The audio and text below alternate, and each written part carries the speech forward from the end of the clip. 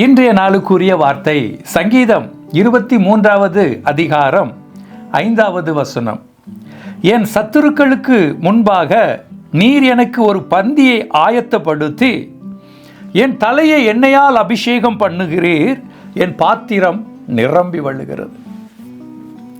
என் சத்துருக்களுக்கு முன்பாக நீர் எனக்கு ஒரு பந்தியை ஆயத்தப்படுத்தி.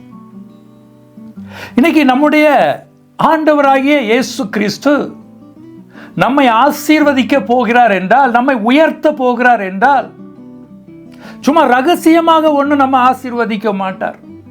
ரகசியமாக நம்மை ஒன்று உயர்த்த மாட்டார்.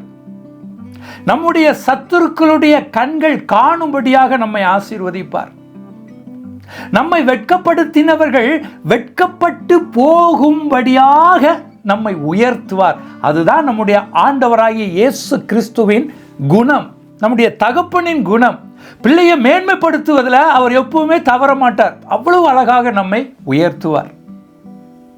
இந்த சங்கீதத்தை எழுதின தாவீதுனுடைய வாழ்க்கையை பாருங்க. அவர் ரசிச்சு எழுதியிருக்கிறான், அவர் ருசிச்சு எழுதியிருக்கிறான், அவன் ஒரு சாட்சியாக இதை எழுதி வச்சிருக்கிறான். கர்த்தர் சொல்லுகிறார் சாமுவேல்ட்ட, நீ போய் ஈசாய் மகனை அபிஷேகம் பண்ணு, ராஜாவாக அபிஷேகம் பண்ணு என்று சாமுவேலை ஈசாய் கிட்ட அனுப்புறார். இந்த ஈசாய்க்கு 8 பேர், இதில் ஒரு ஆள் தான் தாவீது. இந்த தாவீதை யாருக்குமே பிடிக்காது. அதனால அவனை ஆடு மேய்க்கும்படியாக அனுப்பி வச்சுட்டாங்க. அவனை யாருமே கண்டுக்க மாட்டாங்க. ஒதுக்கப்பட்ட நிலைமையில இருக்கிற ஒரு நிலைமையில தான் தாவீது இருந்த அவனுடைய குடும்பத்தில் கைவிடப்பட்டு சொல்லலாம்.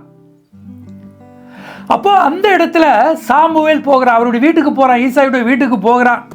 போயிட்டு அவன் சொல்கிறான், உன் மகனில் ஒரு மகனை கர்த்தர் ராஜாவாக தெரிந்து கொண்டார், அதனால நீ உன்னுடைய மகன்கள் எல்லாரையும் கூப்பிடு அப்படின்னு சொல்லுகிறான்.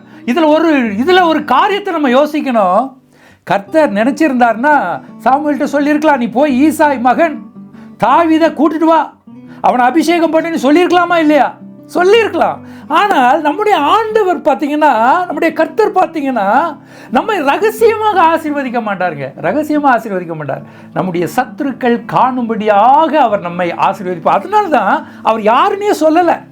அப்போ ஈசாய் தன்னுடைய மகன்கள் நல்ல பலசாலியான ஆளெல்லாம் கூப்பிட்றான். எலியா வா அப்படிங்கிறான். அடுத்தது அபினதாப் வராரு. அடுத்தது சம்மா வராரு. இப்படி பலசாலியான மகன்கள் எல்லாரும் வர்றாங்க. சாமுவேல் ஒன்று ஒன்றா புறக்கணிச்சிட்டு வர, இது இல்லைப்பா இது இல்லைப்பா இது இல்லைப்பா இது இல்லைப்பான்னு 7 பேரும் வந்தாச்சு. 7 பேரும் இப்போ எங்கே இருக்கிறாங்க? ஒரே இடத்துல அப்படி நிற்கிறாங்க. மறுபடியும் சாமுவேல் கேட்குறான், என்னப்பா இவ்வளோதான்ப்பா உன் பிள்ளையா அப்படின்னு கேட்கும் பொழுது, ஒருத்தர் இருக்கிறான், அவன் ஆடு மேய்ச்சிட்டு இருக்கிறான். எங்கே இருக்கிறான்? ஆடு மேய்ச்சிட்டு இருக்கிறான். ஒதுக்கப்பட்ட நிலைமையில இருக்கிறான். கூப்பிட்டுட்டு வா அவனை அப்படின்னு சொல்லி அங்கே தாவீது வருகிறான். தாவீது வந்த உடனே கர்த்தர் சொல்றார், இவனே தான் இவன் அபிஷேகம் பண்ணு. அவனுடைய சகோதரர்கள் நடுவிலே அவன் அபிஷேகம் பண்ணப்பட்டான். இதுதான் நம்முடைய ஆண்டவர். அதுதான் ரசிச்சு எழுதியிருக்கிறான். என்னுடைய சத்துருக்களுக்கு முன்பதாக நீர் எனக்கு ஒரு பந்தியை ஆயத்தப்படுத்தி, எல்லாரையும் கூப்பிட்ட வச்சு, எல்லாரையும் அந்த இடத்துல நிற்க வச்சு அவனுடைய தலையை உயர்த்துகிறார். அவனுடைய தலை மேல எண்ணெயால் அபிஷேகம் பண்ணுகிறார். அல்லேலூயா. இந்த கால வேளையில் இதை கேட்டுக்கொண்டிருக்கிற அன்பு தேவ ஜனமே, உங்களையும் இப்படிதான் அவர் ஆசீர்வதிக்க விரும்புகிறார். உங்களையும் இப்படிதான் அவர் உயர்த்த விரும்புகிறார். இன்னைக்கு உங்களுடைய வேலையில நீங்க புறக்கணிக்கப்பட்ட நிலைமையில இருக்கலாம். இவன் ஞானமற்றவன் என்று சொல்லி உங்களை தள்ளி வச்சிருக்கலாம். இன்னைக்கு இந்த வார்த்தையை நீங்க விசுவாசிங்க, கர்த்தர் உங்களை உயர்த்துவார். அப்படி உயர்த்தணும்னா தாவீது என்ன செஞ்சான் தெரியுமா? இதை தான் நம்ம பார்க்கணும். அவன் சொல்றான், கர்த்தர் என் மேய்ப்பரா இருக்கிறார். அல்லேலூயா. அந்த சங்கீதத்துல 1வது வசனத்தை நீங்க படிச்சு பாருங்க. கர்த்தர் என் மேய்ப்பரா இருக்கிறார், கர்த்தரின் மேய்ப்பரா இருக்கிறார். அவர் மேய்ப்பரா இருக்கிறபடினால் தான் இத்தனை விதமான ஆசீர்வாதங்கள். என் தலையை உயர்த்துகிறார். சத்துருக்களுக்கு முன்பதாக என் தலையை உயர்த்துகிறார். என் தலையை எண்ணெயால் அபிஷேகம் பண்ணுகிறார். என் பாத்திரம் நிரம்பி வழிகிறது என்று அவன் அறிக்கையிடுகிறான். அப்போ இன்னைக்கு நம்முடைய வாழ்க்கையில ஆண்டவராகிய இயேசு கிறிஸ்துவை நம்முடைய மேய்ப்பராக நம்ம வைத்திருக்கிறோமா? அவர் காட்டுகிற வழியில நம்ம நடக்கிறோமா? அவருக்கு விருப்பமான காரியங்களை நம்ம செய்கிறோமா? இதை நம்ம யோசிக்கணும். இந்த கால வேளையில் அதை யோசித்து நம்முடைய வாழ்க்கையை அப்படியே ஏசப்பான்றதில் ஒப்பு கொடுங்க. ஏசப்பா, நீங்க தான் எனக்கு நல்ல மேய்ப்பர்.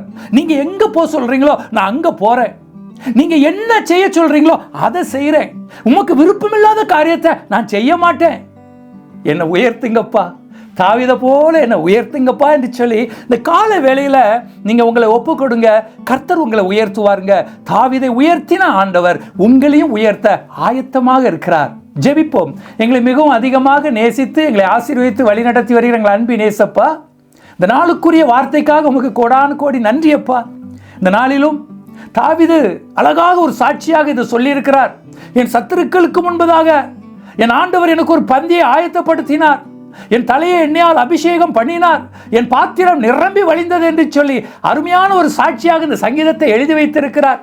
இந்த நேரத்தில் இதை விசுவாசித்து எனக்கும் ஆண்டவர் அப்படி செய்வார், தாவீதுக்கு செய்த அதே ஆண்டவர் எனக்கும் செய்வார் என்று சொல்லி இந்த பிள்ளைங்க விசுவாசித்து உம்மை மேய்ப்பராக, நல்ல மேய்ப்பராக ஏற்றுக்கொண்டபடினால் இவருடைய வாழ்க்கையில் இருக்கிற எல்லா குறைவுகளும் நீங்கி இவர்கள் வெட்கப்பட்ட இடத்துல இவர்களுடைய தலையை உயர்த்தி இவர்களை ஆசீர்வதித்து இவருடைய சத்துருக்கள் எல்லாரும் பிரமிக்கத்தக்க வகையில் நீர் இவர்களை உயர்த்தும்படியாக இயேசு கிறிஸ்துவின் நாமத்தில் ஜெபிக்கிறேன் எங்கள் நல்ல பிதாவே, ஆமென்.